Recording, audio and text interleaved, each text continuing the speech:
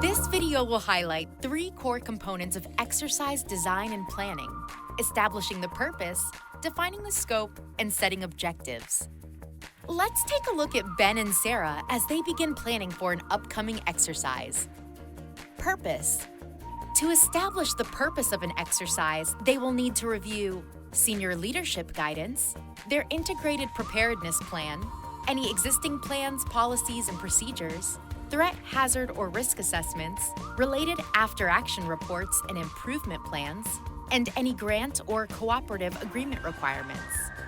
By establishing a clear purpose in the beginning, Sarah and Ben provide a clear direction for the exercise planning team to start the design and development process.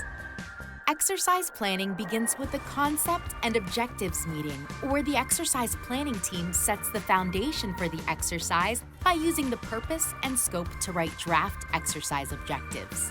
The exercise planning meetings serve as the principal mechanism for completing the major steps of exercise design. Scope. Determining the exercise scope enables planners like Ben and Sarah to customize an exercise to meet the objectives while staying within any resource and personnel constraints. Elements they will need to consider while defining scope include exercise type, participation level, exercise location, exercise duration, and other considerations. Clearly defining the exercise scope early in the design process will help keep the exercise to a manageable and realistic level. The team will now need to draft exercise objectives. Objectives are specific to each exercise and are the cornerstone of scenario design, development, conduct, and evaluation. Objectives. Exercise objectives are outcomes that a jurisdiction or organization wishes to achieve during an exercise. They are informed by preparedness priorities, exercise purpose, and exercise scope. The key is for the exercise planning team to select a reasonable number of objectives to facilitate effective scenario design, exercise conduct, and evaluation. All objectives Sarah and Ben develop should be specific, measurable, achievable, relevant, and time-bound, or SMART. Let's break this down. Specific. Objectives should address the 5 W's: who, what, when, where, and why. The objective specifies what needs to be done and with a timeline for completion. Measurable. Objectives should include numeric or descriptive measures that define quantity, quality, cost, etc. Their focus should be on observable actions and outcomes. Achievable.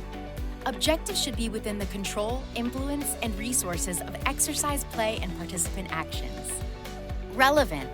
Objectives should be instrumental to the mission of the organization and linked to its goals or strategic intent.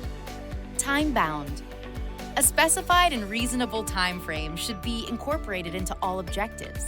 Now that we've seen the guidelines for developing SMART objectives, let's check out an example from Central City. Demonstrate the ability of Central City staff to receive, develop, and disseminate a public alert utilizing Central City's notification system regarding a hazmat spill within 15 minutes of initial notification in accordance with the communications annex in the Emergency Operations Plan.